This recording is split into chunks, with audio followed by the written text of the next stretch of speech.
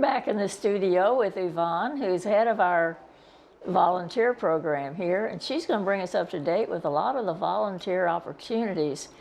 And, you know, New Year's resolutions coming up. Maybe you want to think about volunteering a few hours a week to help out some people who need a little extra help. So Yvonne, bring us up to date. Good morning. How are you? I'm fine. So pretty much before just going into the different volunteer opportunities that we do have, we are literally wrapping up the year. Literally, we're in November, getting into December. So with that being said, just to let everyone know that, you know, don't forget to turn in your volunteer hours. Right. Even if you have not submitted anything, it is not too late. You can submit your hours from the beginning of the year. I will accept it. So just an FYI to turn in your volunteer hours. If you do need the forms, it is at the front desk. Every front desk, just ask for the forms and they will give it to you. Right. And in regards to submitting it, you can submit it at the front desk. You can scan it over to me, my email. You can drop it in my mailbox in Garden Ridge. So any form of submission that is easier for you, that is fine with me. Okay. So now delving into, you know, the different volunteer opportunities. The first one is Garfield Elementary School. We were talking about. We were talking about that just before we came on the air. Yes. Right. So there are opportunities. Unfortunately, Crestwood is full, which is a good thing. So we don't need any more volunteers at Crestwood, but we are looking for volunteers at Garfield Elementary School, which is literally 3 minutes away from Crestwood. Transportation will be provided by the Grace Presbyterian Church. Oh. It will be the same bus that Crestwood takes to go to the school and back on campus. So pretty much your role as a volunteer, of course, one, you have to do a background check because you will be volunteering the school system. You will also need to do a fingerprinting as well as fill out the application to be a volunteer. So all that information will be gotten from me, and then I'll forward it over to the school. Okay. So if you are interested, you know, spending an hour Wednesdays at the school, just helping out in the classroom. So reading out to the children, helping them with math problems, and just being pretty much, I like to call it teacher's assistant. If you are interested in that, kindly reach out to me and then we can go forward. So it could be helping a student with almost anything that's going on in the classroom. Absolutely. And it can also be one-on-one. If it's overwhelming and you're not able to just help 3 kids at a time, there is that opportunity to help kids one-on-one as well. So if you're interested, and you do not have to have any special skills, one thing that I require is someone who is patient and is able to work with the kids. But no, you don't have to have any teaching background. Don't have to have a higher math degree. Absolutely. Just the passion, you know, to volunteer your time as well as the patience. Just to be able to love the kids and help them out. Absolutely. Right. So that is one of the volunteer opportunities that is available to you. The second one is the Garden Ridge Salon. We are still looking for volunteers to help out in the salon in Garden Ridge. The role and responsibilities of the volunteer pretty much will be to transport residents to their appointment. So whether they're in a wheelchair or in a walker, just taking them to their appointment as well as bringing them back. And that is just a way to kind of release stress off of the nurses because, you know, the job of the nurse, especially in Garden Ridge, it is a lot. So just having that extra hand to just support and to help will be greatly appreciated. Once again, if you are interested, just contact me. And my internal number, calling internally, is 604-3154. So if you are interested, you can stop by my office just to pay a visit and we can talk more about the process. And where is your office? My office is in Garden Ridge on the 2nd floor. 2nd floor. Opposite Employee Health.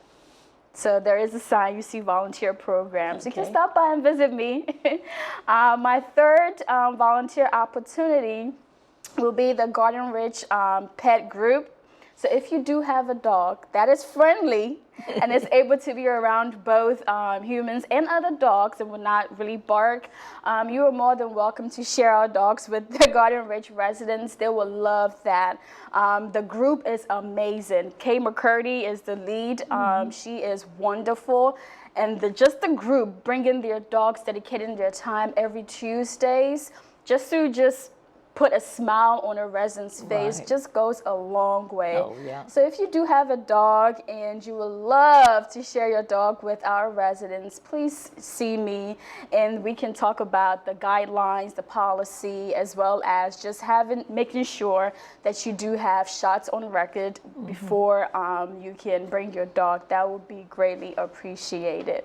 So pretty much those are the opportunities that we do have opening for volunteers. Those are the big ones. Right. So there's no excuse to say there's nothing for me to do because there is a lot. There is a lot, not only in Garden Ridge, but here in Io. There's so many groups that you can join, so many activities that do go on, even off campus too, like the school. And even if you already volunteer outside of campus before, moving here to Garden Ridge, or Green Spring, you can still continue to do that. And I will count those hours in.